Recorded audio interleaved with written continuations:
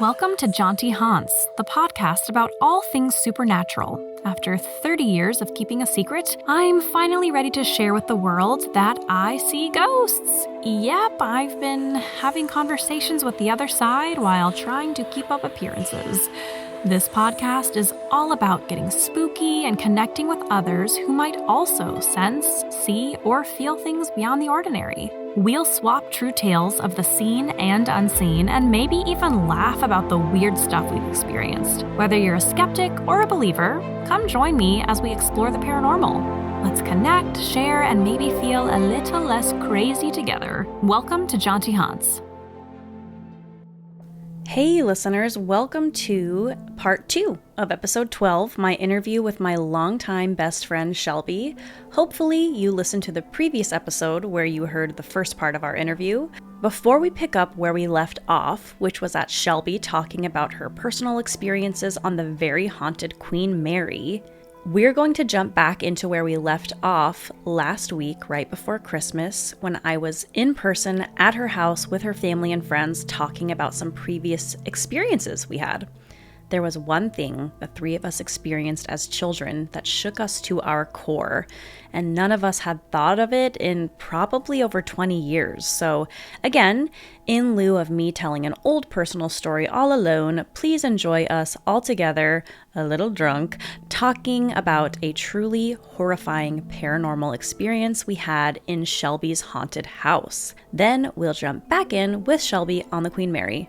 And again, please check out Shelby and her amazing photography on Instagram at ShelbyScapes_photography or on her website, www.shelbyscapes.com.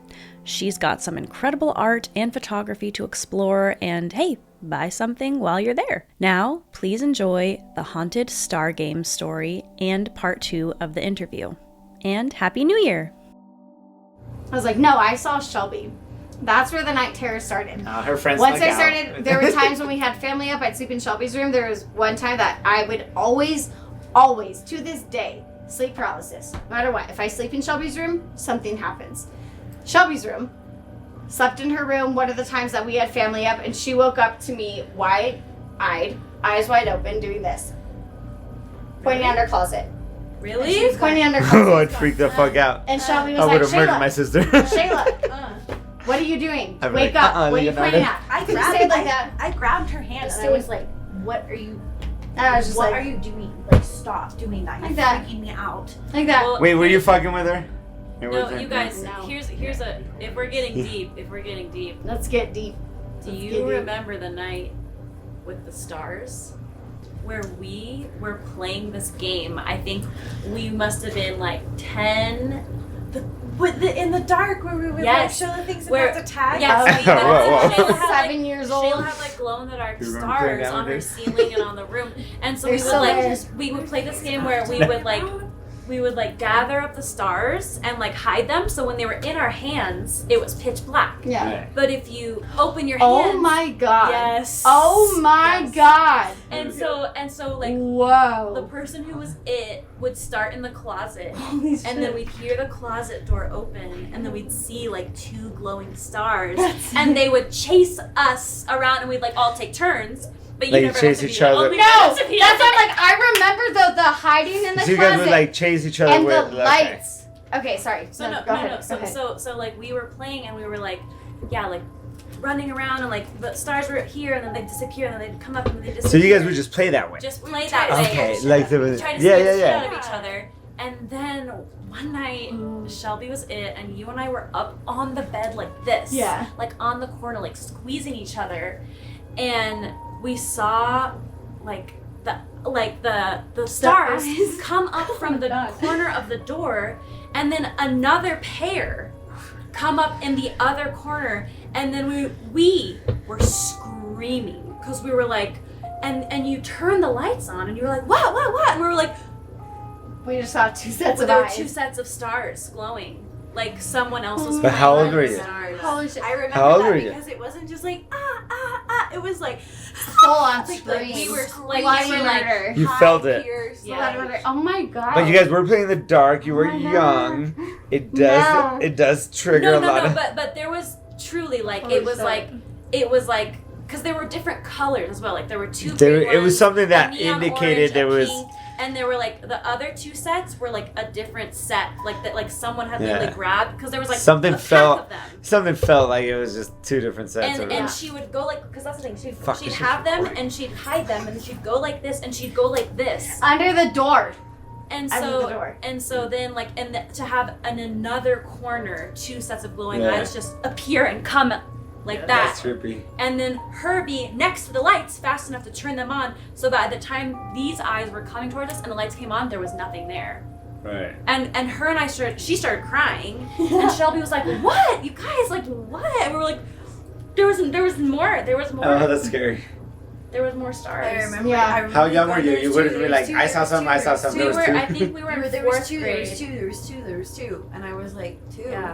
Two of what? sets. Two of what? And I was like, we're not playing this Yeah. anymore. We're not playing Yeah. this anymore. Yeah, because I remember Yeah, multiple we saw times that too game that all the you and time, I we just we saw would it. all play, and I remember at least 2 times that it turned into playing to where somebody was upset. I don't know if it was me or who it was, but It somebody was usually you. was upset and crying though, being like, "I don't want to play this anymore. Like this Yeah. is." Okay, yeah, can you get into that a little bit? So you actually slept on the Queen Mary. Yes. So I've had several different experiences with the Queen Mary. I absolutely love the Queen Mary. I think it is just the most alluring ship.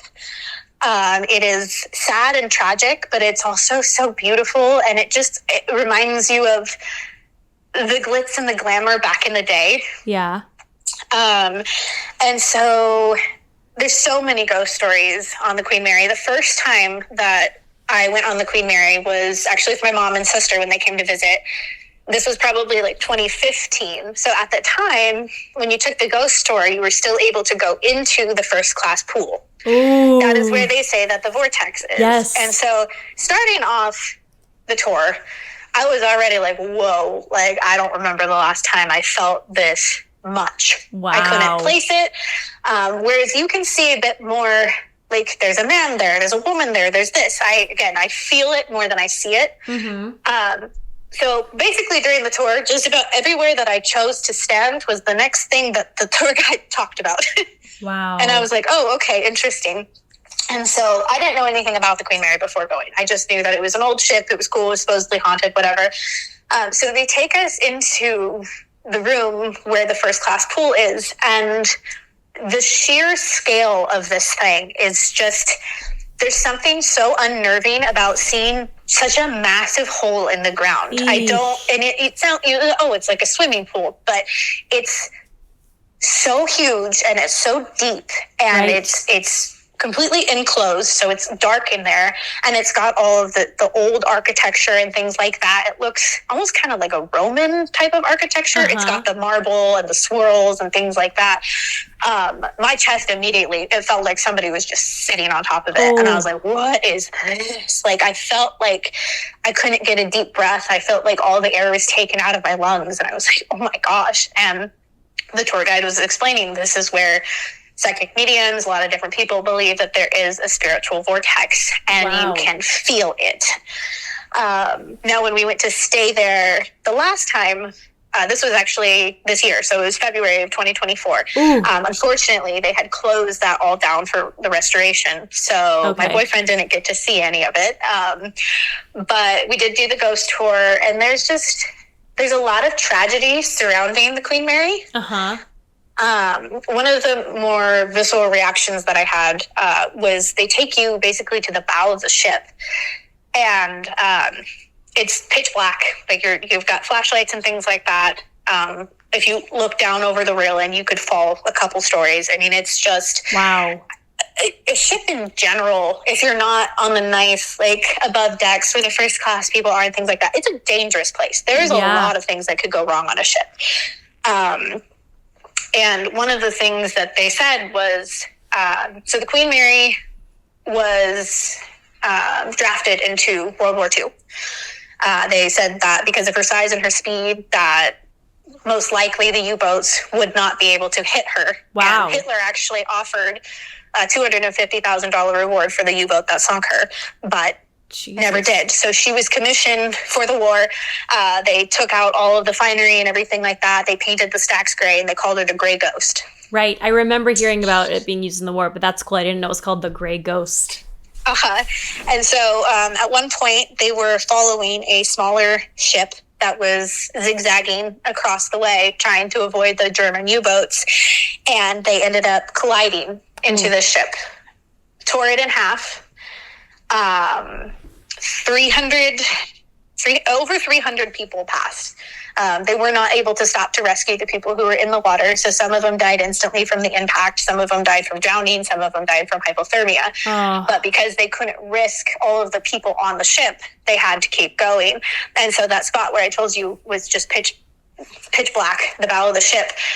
They say you can hear running water a lot of the times, and they say that you can hear screaming because of how it went through everything. And you can definitely, absolutely feel that when you're there. I mean, and again, there's just so many other parts of that ship. So like during World War II, they were shoving 15,000 soldiers into a cruise liner that was meant for 2,200 people. Oh my God. So people died from heat exhaustion. I mean, They said that people would just start basically going crazy because I mean, you're in a small, confined little area, and it's hot. I mean, it's dirty. It's gross. When there's that many people in that little room, you're going to have problems with all kinds of different things. Yeah. And so that energy still definitely exists there. But then there's also the other side of it, where, you know, all of the Hollywood A-list stars, after it became a cruise liner again, would travel on this ship. I mean, Audrey Hepburn, Gene Kelly, Frank Sinatra, also Winston Churchill was a huge, he's said to haunt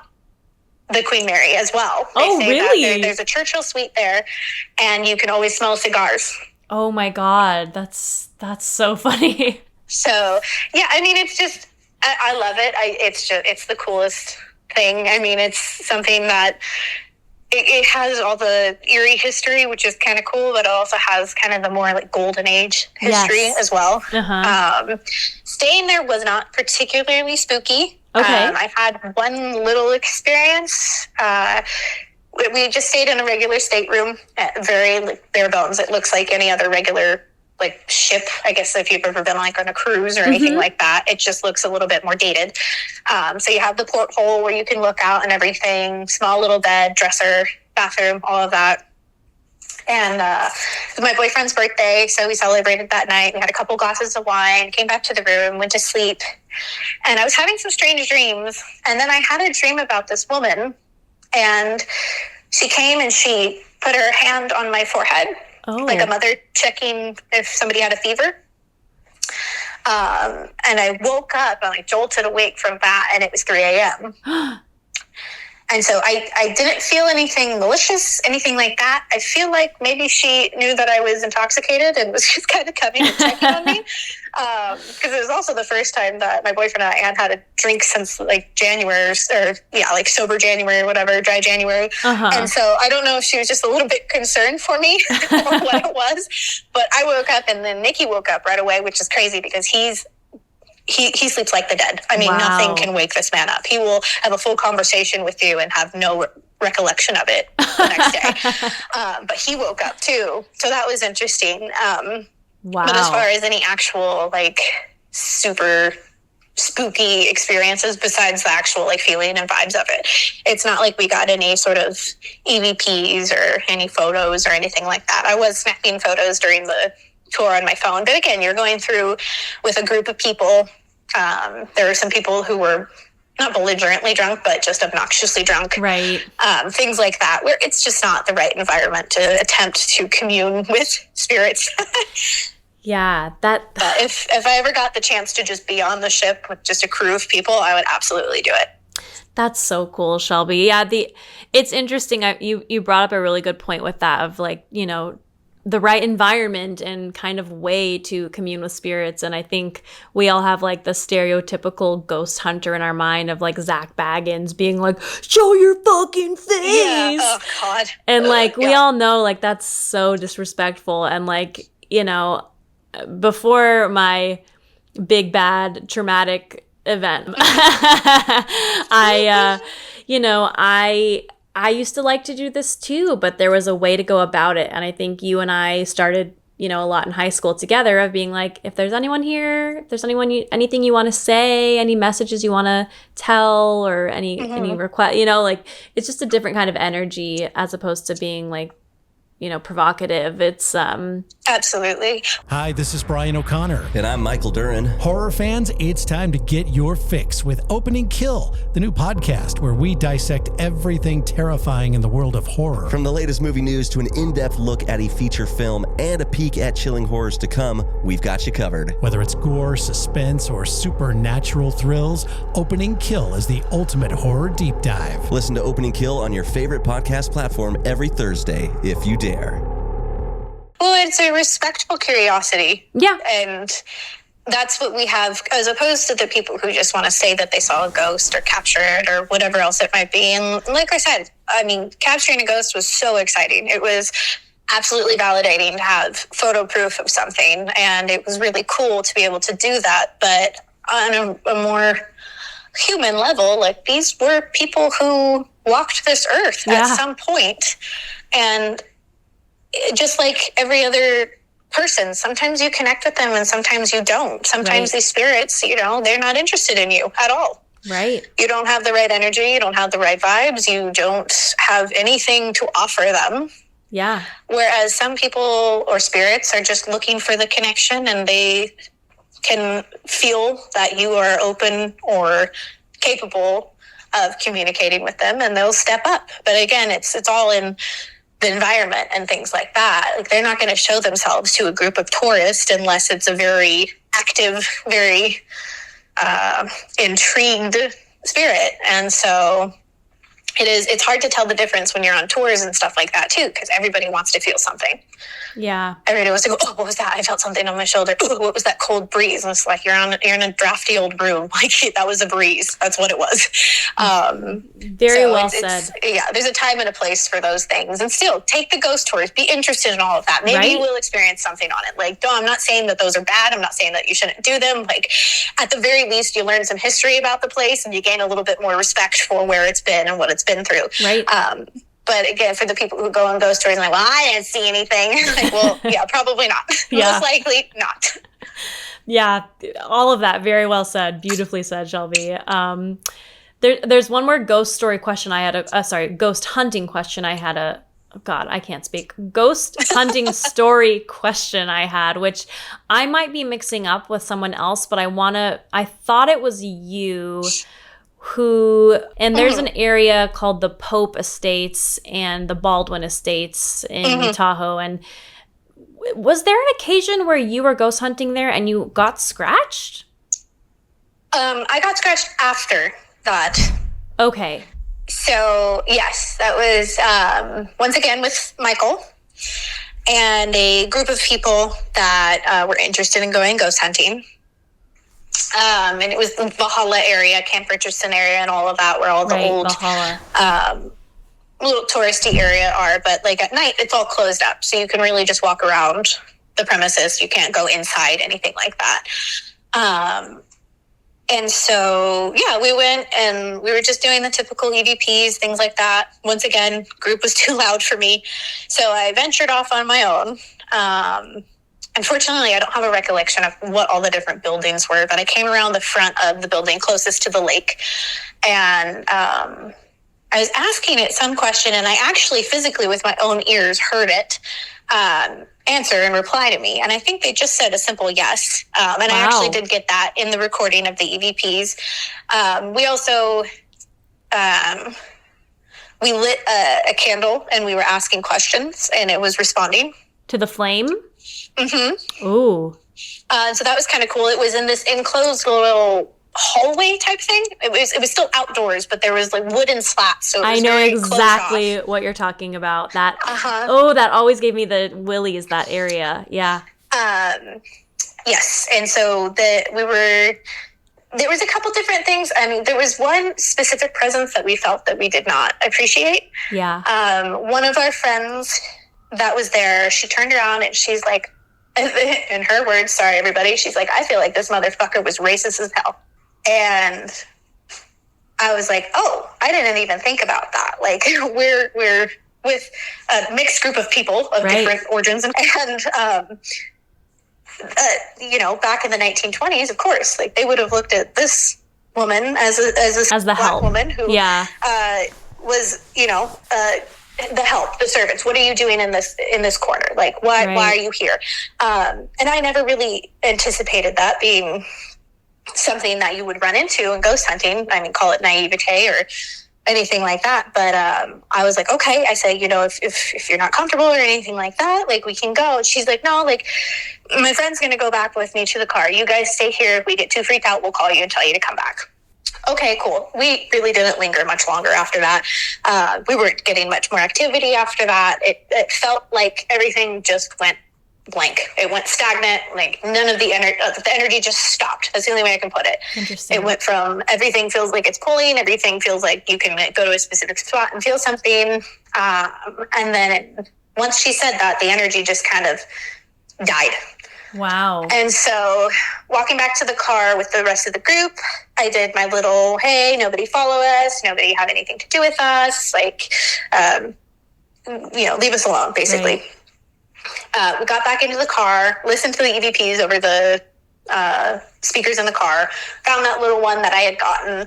And we're like, okay, that was an interesting night. Not anything too crazy, not anything too, you know, exciting to write home about or anything like that, but it was an interesting one. Fast forward to a couple of days later, we all had one friend's house that we all hung out at. It was the party house, everything like that. It was her parents' house. Her parents lived in the Bay Area, and it was just like a perfect little haven for 20-something-year-olds all hanging out with each other.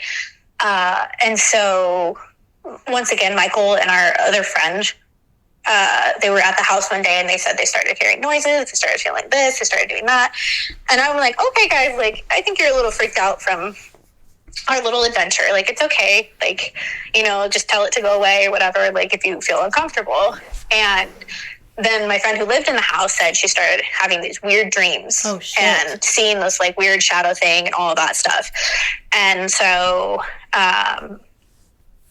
there was a night where we were all hanging out in the living room and they had a couch, and on either side of the couch there was 2 armchairs.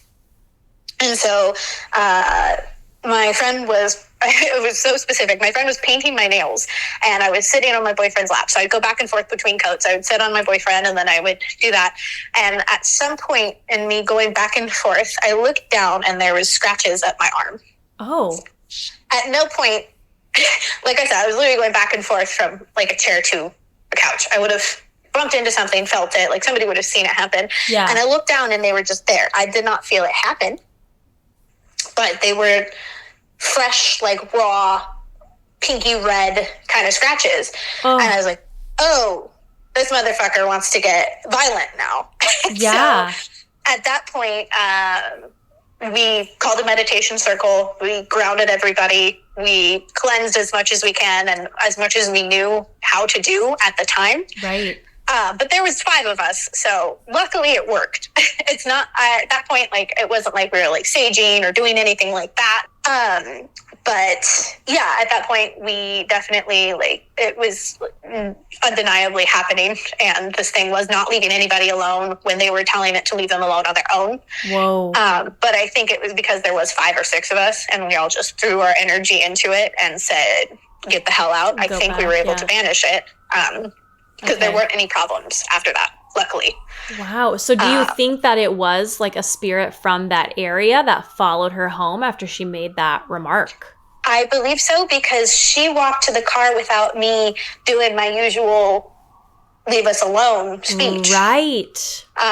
They walked to the car separately, and a few of us stragglers stayed behind, and I was the one who did it for us stragglers.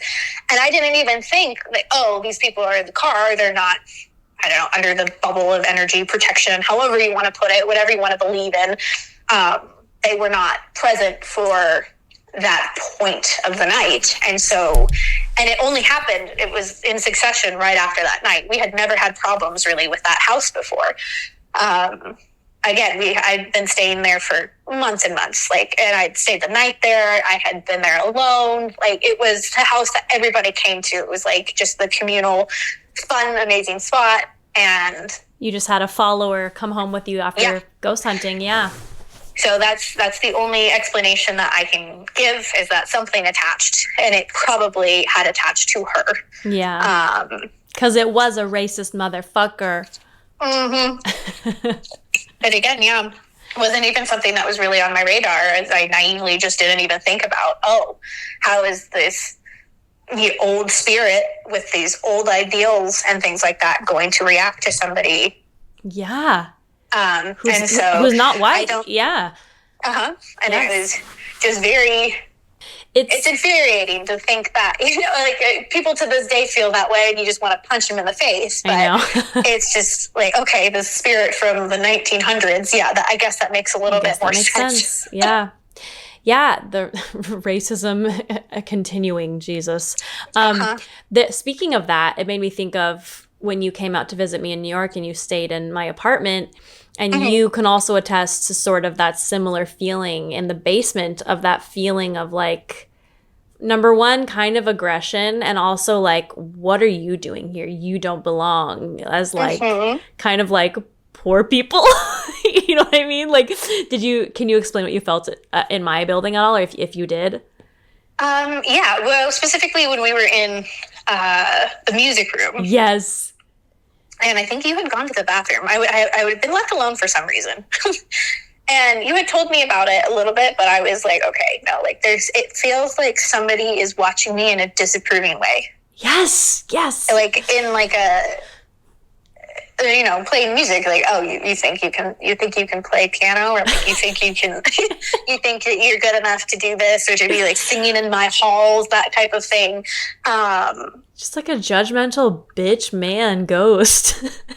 Absolutely. I mean, and that's the thing. A lot of people, I think when you think of ghosts, a lot of people relate them to the times now. And you're like, hold on, like, you have to realize that these people, they're not getting with the times. They're not evolving along with us. They are most likely an energy that is stuck in a constant loop, that is going to think and feel the exact same way that they did when they died, however many years ago that they did. 113 years ago, yeah. So, yeah, you're not aristocracy walking into here. What the hell are you doing in my property? Yeah. Like things like that, where it's like, you live here? You've soiled my pristine reputation? Like, how dare you even think to do that? And, yeah, I mean, it's not surprising that that's how that works. And your basement in general is just very... basement-y. yeah, I mean, it's a basement, but it just feels, there's something about being that far underneath everybody else. It's like all the energy just kind of travels downward. Yeah, kind of like it feels sinks very down. Heavy, tense. Just it's not a good feeling ever. Yeah. I mean, even playing music in the basement, you're just kind of like, okay, like, we're having a good time. We're trying to write something. We're trying to do this. We're trying to be creative. And it feels good to be creative. But at the same time, you can tell, like, you can feel where you're at still. Right. You're trying to push the energy out, or you're trying to make it your own or whatever. But you still just have that little tap on your shoulder reminded you, like, hey. Like, you're not alone here. You're never alone. This is where you're at right now. Just so you know. Oh, hey, like, are you completely safe right now? And I never felt unsafe. Right, I never felt like it was like demonic or anything like that. It just was very unwelcoming. I didn't feel like, certain spirits you feel and you're like, okay, like, that's like, they're just here to say hello. Like your story with like the lady with the West Side Story and stuff. Right. It's very much just like, they're just curious. They just want to say hello, or they want to see what we're doing, or like see what we're doing with the place, things like that. But there's other ones that are just, it feels like you are intruding in their home. Yeah. Yeah. Very possessive still of their space. Home. Okay, I'm so sorry. I know I've had you for so long, but can I ask you a couple more stories? Yes, absolutely. I got time. We can keep going. Okay, perfect. So, theater ghosts. So I know I have like at least 3, but I would love to talk a little bit about some of the theater ghost experiences we had. I mean, because I think they were my first with you.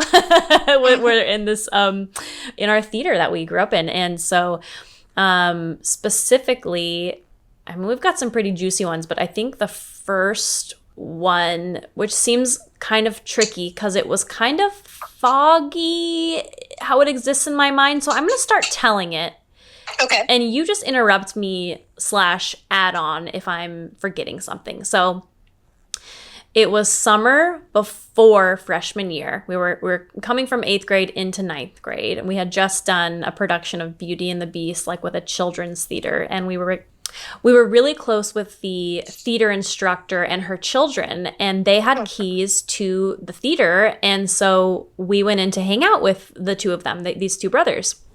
So for the family, we haven't talked to them in a while, so we'll just call them the brothers Tim and Ryan. And so it was Shelby and me and these two guys, and we were just having fun, basically, like being stupid, playing theater games, and you know, the older sibling liked to like scare us a lot, so he like would turn off all of the lights, and he had this mask that glowed in the dark. Do you remember that? Absolutely. I will never forget that. And he would like hide it within his hoodie, and then he would like put it on and like chase us around. And so it was like, oh, it's fun, we're playing tag in the dark. And then the other brother is like, you know, like going like, ah, like from other sides of the stage. And then like Shelby's jumping in and I'm jumping in. And we're basically just like being stupid, trying to all scare each other. And then I can't remember what the inciting incident was, if we heard a noise or if it was a flash of light. Something caught our eye to the top of the back of the house of the theater. If we're on the stage, something caught our eye, and then we just saw like a very clear like shadow, like a shadow figure start running towards us down the aisle, and we started like screaming like stop, like you're freaking, stop it, like the shadow figure. So it's running down the aisle, and then the older brother Tim like turns the lights on and comes running around, and he was backstage. Yeah, the whole time we thought that Tim was the one running towards us from the audience, and the lights came on and he came out from behind the curtain, and he was backstage the entire time. And Ryan was on stage with us, right? Like right next to us? Yes. Yes, yeah. So like the three of us were on the stage. Tim came out from the back, and there was just nobody once the lights came on. But like, what was your experience? Like did I tell that correctly? Like that one is a little bit murky. I do remember that. I remember us just having so much fun trying to scare each other, especially the mask and everything. And I do remember that specific, like, no. Oh my God, that wasn't a person. Yeah, like the sense of like utter confusion and also like dread of like, wait, who the fuck was that? Like, who was running towards us? Mm-hmm. Yeah, that was the first of, well, no, that wasn't so the first experience that I remember having in that theater was actually right before we graduated from 8th grade. Okay. Tim was your instructor for Peter Pan, one of the theater dance classes. And so that was one of the first time I had ever been introduced to him. And he was showing us around the theater, and he took us up into the projection room. Yeah. And for the listeners, think of a ladder that's kind of stairs. That's what you have to walk up to get to these things. So it's really sketchy, and you have to be really careful. This small, hot room that is actually used to project, was once at one point used to project images onto the stage and things like that. Outdated. Nobody ever used it, really. There was just junk and everything everywhere. Or if there was like to the roof. Yeah, like a movie, like a movie projector, you could use that. Mm-hmm. And there was like shelves and old film reels and like crappy carpeting. Like I'm sure people would go up there and hook up and stuff, you know. Absolutely, yeah. I never did. Definitely not me. I didn't hook up with anyone up there. Definitely not. Nope. Nope, never. Never happened. We were little angels. No, but I remember we were having a specific conversation, and I don't remember what you said, but your face turned sheet white, and then you ran down those death stairs. Oh my God, I remember this. Oh my God. And Tim and I looked at each other and we're like, what the hell was that? And so we run down there after you. You were You're like hyperventilating at the bottom of the stairs. Oh, God. And we're like, what happened? What happened? And you were like, the sentence that I just said, I can't remember what you said. Like, let's just say you're like, what are we having for lunch today or whatever. You said that as you were saying that, something behind you in this terrifying screaming in my voice echoed everything you said. Yes. So as you said, what's for lunch today? Right behind you, as you were saying, it was like, what's for lunch today? Yes. Oh my God. You were terrified, and I was just like, okay, like, and I'm looking at Tim, this new guy that I'm kind of starting to get to know, like, what do we do? Like, what's happening? And that was the first experience that I remember having at the theater. Besides things that happened when we were little, when we were dancing. Yeah. Mm-hmm. I remember always feeling the energy in that theater, but I didn't know any better. I just knew that it was this place that we'd go when we would perform since we were like 4 years old. Yeah, it always felt like a little spooky, like when we would do plays or dance recitals. You know, we're from a small town, so it's like this, like, it's a high school theater, but it's where many different community projects would perform. And it was like a good, so it wasn't like a cafeteria, like it was a good classic theater. And, yeah, like always spooky vibes when we were little, and then getting introduced to it and getting more ingrained and becoming like a theater kid. We spent a lot of time there, and God, I'm so glad you remember. I had forgotten about that. Yeah, I mean, Shelby explained it beautifully, but as I was saying, like, I think it was like, wow, you have to be careful when you go down the steps or something like that. And I like cut off like the step, because as I was talking, everything, it's like my own voice was being screamed back at me, and like this crazy voice, like, you have to be careful going down the stairs. Like, it was like, and I was like, oh, I'm out. Bye. I like ran. Yeah, that was so scary. It was impressive that you got down those stairs without falling to your death. Like, I cannot believe, because normally, like, you would have to climb down those stairs like a ladder. Yeah, the opposite way. Facing backwards and gently stepping down. You went down like face first, running. Yeah, I ran face first running. I was like, get me the fuck out of here. So anyway, continuing with this projection room. So there was a show, a famous movie, as we all know. Favorite story. I love this story. Called White Christmas. And it was, you know, the first time this high school theater had done this production of White Christmas. And Shelby and I were playing, you know, we colloquially, oh, there you go. I can't say it. Colloquially called each other frickin' frack by the director, but the actual names were, do you remember their names? Rita and Rhoda.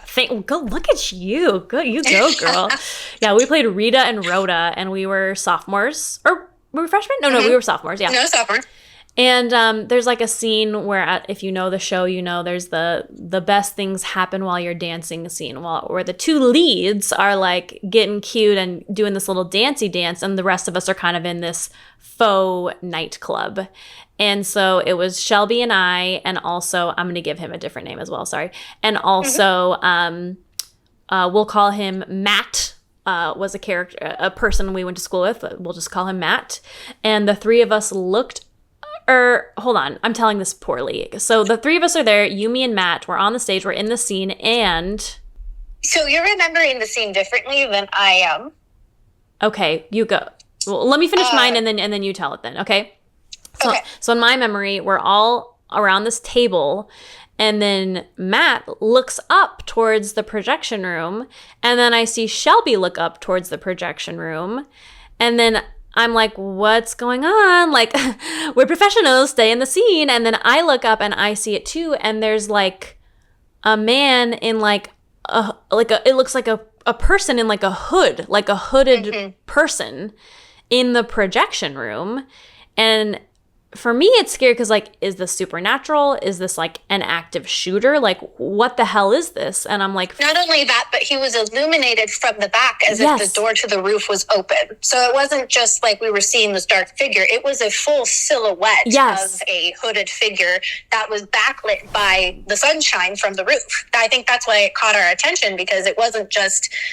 we could see it from the stage, and when you're on stage, there are so many lights in your face that you can barely even see the audience unless you're at a certain vantage point of the stage. But this projection room all of a sudden just lit up enough to where we on stage could actually see it. Exactly, yeah. And so, you know, we like look at each other, we're like trying to stay in the scene, but also talking, and like, I think I think we both did, but I think you like ran straight to Tim and you were like, there's someone in the projection room. And he was like, there's not supposed to be anyone in the projection room. And he like ran and like looked and there was like no one there, right? I mean, is that correct? Correct. Yes. I was thinking of another thing that happened during that production. That is correct. He also, he ran out to the front and the person who was selling tickets was still at the door, making sure nobody was sneaking in or anything like that. And so he asked that person too, whoever was there, like, did you see somebody go into this door? And, you know, they not like, no, nobody's been here. I've been here this whole time. Like there hasn't been anybody going up there or anything like that. So there wasn't any like high school students trying to like get a better vantage point of the show, anything like that, because the person who was patrolling the hallway saw nobody go up there. And then he himself went up there to make sure and nobody was there. Yeah. And there's like no way to get up onto this roof. I mean, it's a theater. There's fly space in the theater. Like, it's hundreds of feet. Like, I don't even know how you could possibly get on the roof, you know, to get into the projection room from up there. Like, that's crazy, you know? No, there wouldn't have been something that would have... I don't think that would have been possible unless it was some crazy person who was on a crane or something that was a construction equipment that wasn't happening at the time. It just wasn't possible. They really wanted the best seat in the house for this production of White Christmas. The strange thing was, though, it was a hoodie. It wasn't like it was... And who knows? I mean, it was a high school, so there's a lot of different energy going around in high school and things like that. You don't know if that was somebody who returned back and it was just trying to like live out their old days or whatever it might have been. Right.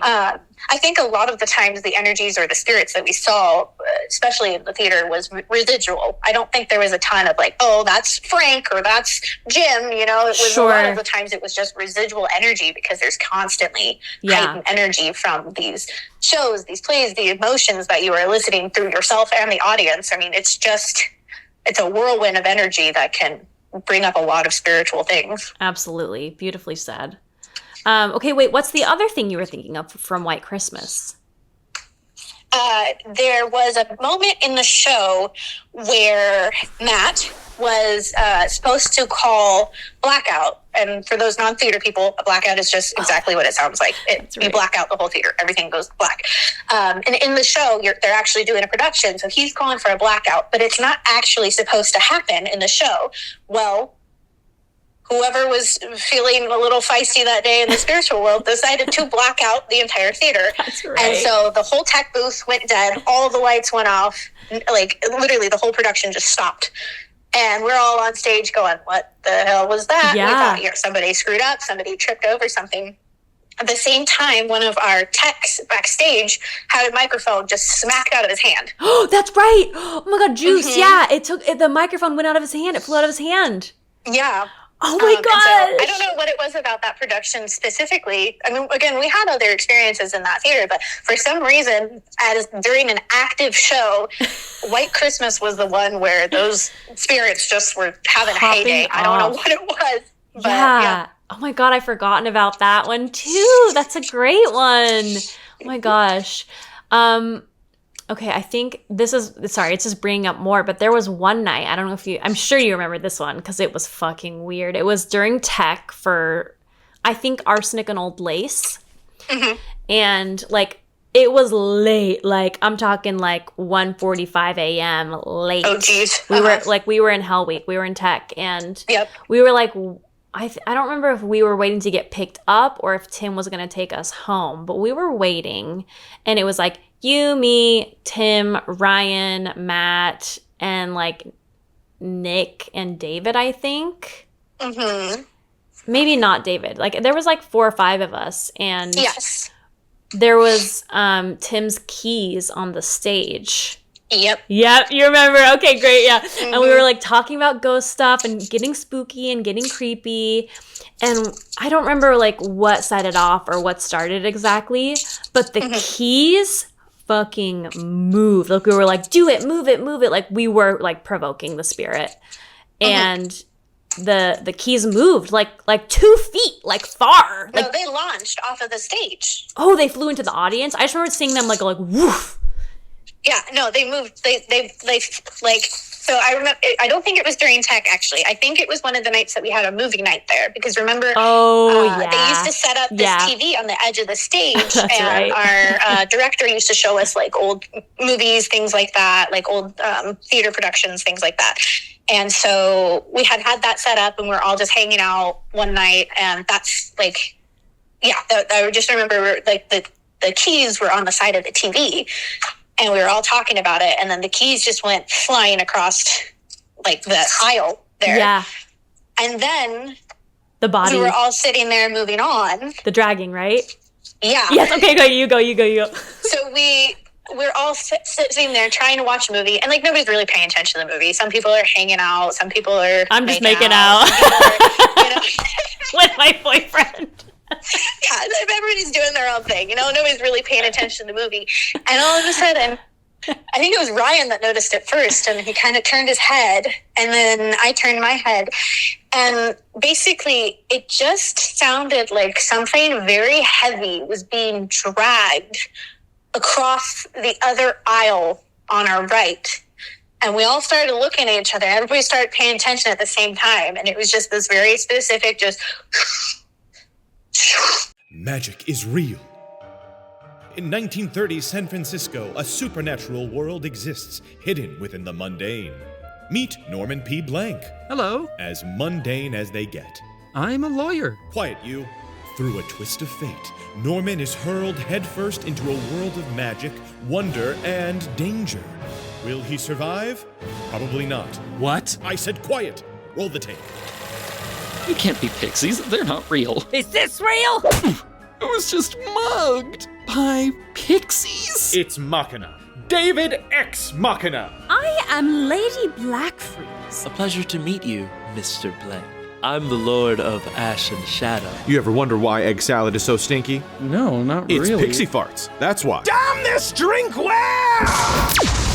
That'll teach you to be dirty. A floating skull is talking to me. Just remember, he's a friendly floating skull. Even though the city is filled with magical creatures, they are absolute crap when it comes to paperwork.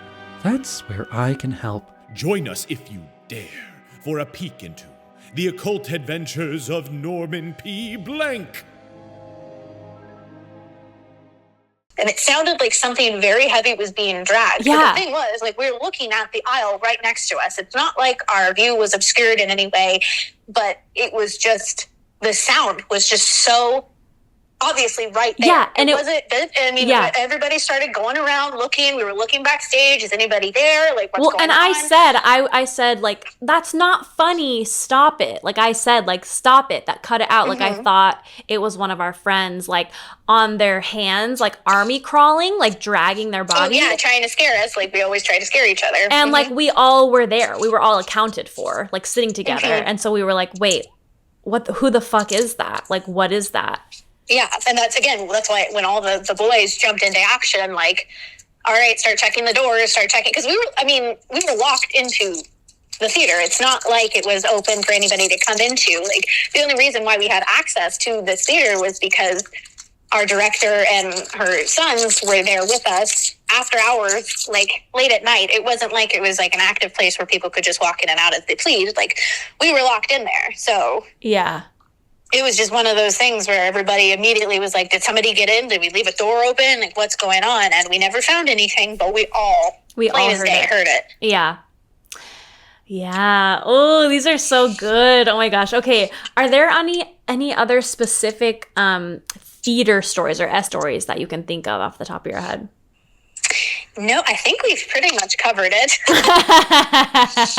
I know. I think so too. Yeah, there's nothing in particular that I have in my head at the moment. And then after that, like, going on to do, TV and film, and then some other theater, like, where you moved to Southern California, did you ever have any other sort of strange or paranormal experiences, post high school? Yes. Oh. I've had a few. Again, it feels like, and I keep saying this, but the more you immerse yourself in it, the more you find yourself experiencing it. Right. And more so, like, you know, I became an adult. I got busy. I was doing other things in life. I was doing a lot of film, a lot of things like that. So it wasn't really, kind of like took a back burner in life. I wasn't just always able to have free time to just go gallivanting and looking for ghosts and things like that. But there was one time where I was doing a photo shoot for a film class, and it was a bit of a dreary topic. I don't remember what exactly it was, but long story short, I went and I shot at a graveyard.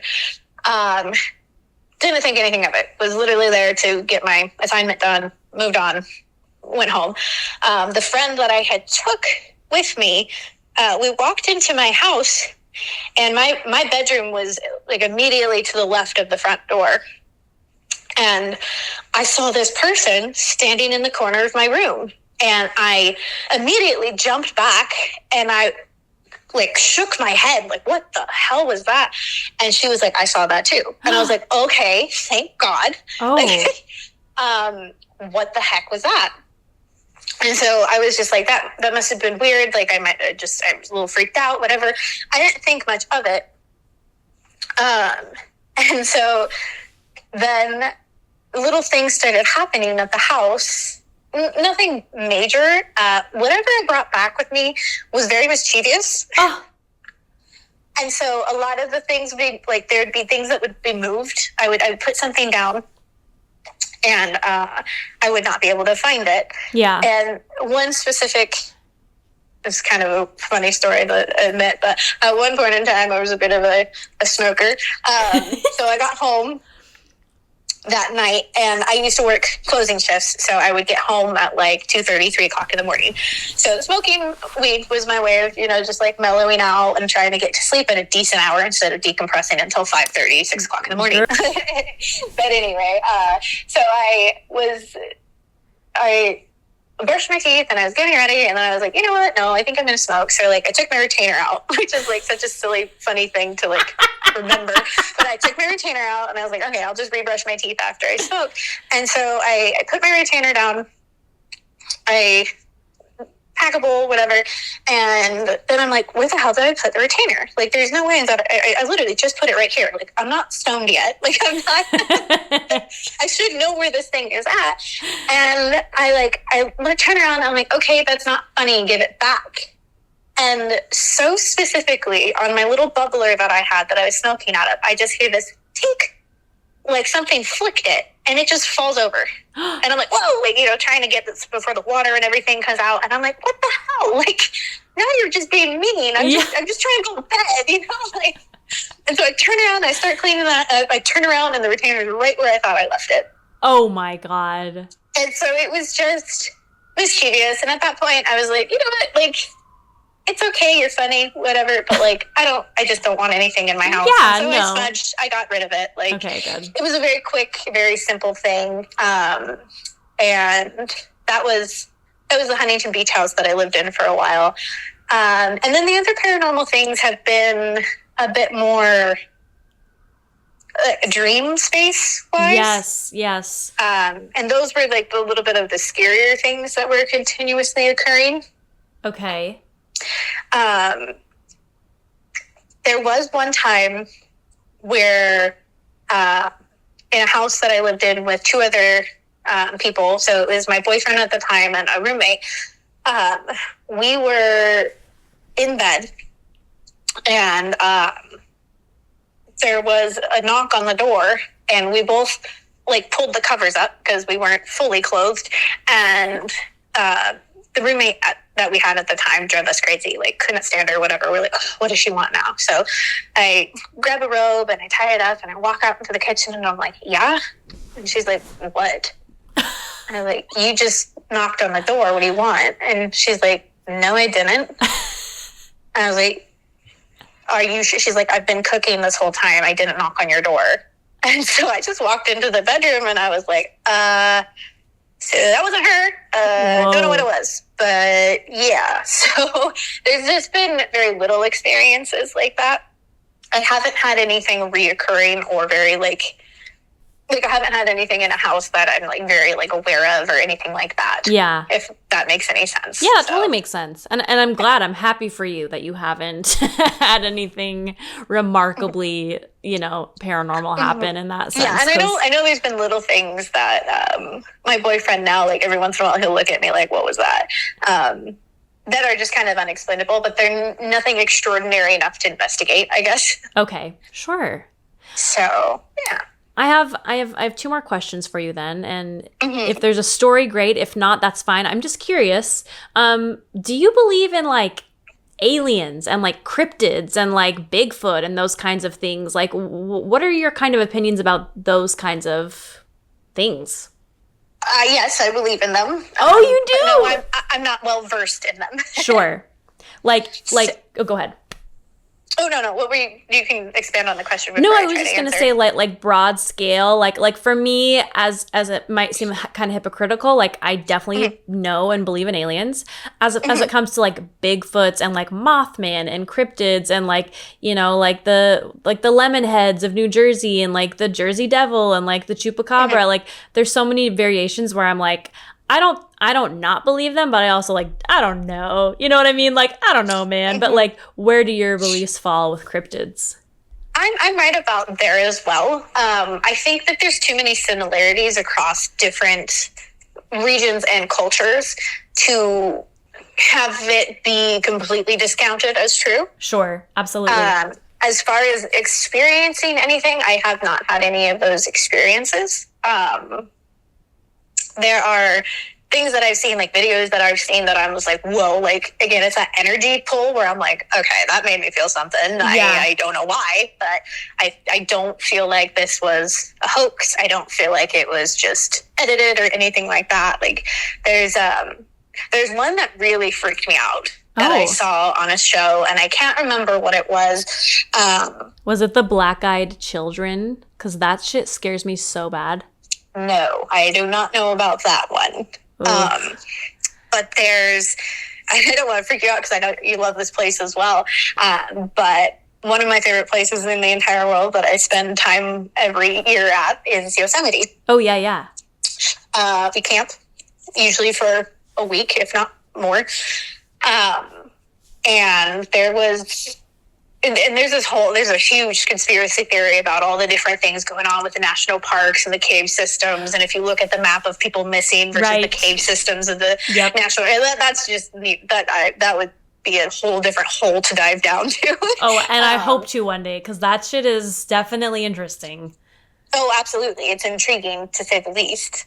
But it is definitely, it's interesting. And so there's this one video that I saw of these cryptids in Yosemite, and they're just these tall, spindly creatures that walk around. And there's been a few times where I have felt like I was being watched, because a lot of the times I am out after dark, and I try to do it as safely as possible, everything like that, but I'm an astrophotographer. You have to go out in the middle of the night to get the Milky Way. And so there have been times where I'm like, oh, I'm gonna go check out over here. This might be really nice composition. And then I kind of go, actually, let's just go back. I will stop in my tracks and say, let's just head back. Like there's just something there that is telling me not to. Yeah. And again, I haven't seen anything myself. I have felt things that have told me not to go. I saw that weird video that just felt like it would have been very hard to fabricate. Sure. But any of those types of things, I mean, I do not believe that we should have such a hubris as human beings to think that we've discovered everything. Yeah, absolutely. There's no way that we've discovered everything, that we've seen everything. There might be things that are smarter than us that don't want to be discovered. I don't know. Yeah, that's a great point. I think it's very silly to think that, especially when it comes to aliens and stuff like that, you really think that we're the only ones in this universe? Come on. Like, really? Yeah. No, that's, again, very, very well said. It's Shelby, it's crazy how many stories I'm getting about Yosemite. It's fucking wild. Like, really? Yes. Oh, I really want to learn these. Dude, my grandpa Bobby, my grandma Ridgie, my mom, my uncle Jimmy, my grandpa's friend Mike. When I went for my grandma's 99th birthday, at least 4 of them had stories about seeing UFOs in Yosemite and different colored lights. And then my grandma also had a story about like a blue tall being that like came into her house, and she followed him all the way to the Ahwahnee Hotel. Whoa. Yeah, like so many, like it's got to be some sort of portal or vortex or something. So, yeah, Yosemite, like, to anybody listening who has the capability to go to Yosemite once in your lifetime. It is one of the most incredible places on Earth. If you're gonna go, you city folk, you don't understand, okay? If you're gonna go, you need to be respectful and not like walk carefully, like fucking Shelby. City folk do not understand how to take care of places. After living in San Francisco, LA, and New York, like you guys have to get your shit together. Don't smoke. Don't throw cigarettes out. Don't throw trash on the ground. Like, yes, you should go. Everyone should experience the beauty of it, but like fucking clean it up behind your dirty asses, everyone. Thank you. Absolutely. This isn't some place that has a maid that's going to clean up after it. Like, this is nature. Do your research and be smart. If you're going to go hiking, know what trail you're taking and how long it's going to take and what kind of supplies you need. Most of the time, when people die in Yosemite, it is just sheer lack of brains. It truly is. It's lack of preparation, or it's not going to happen to me. And then they slip and fall, and suddenly they're rolling down a waterfall. Yeah.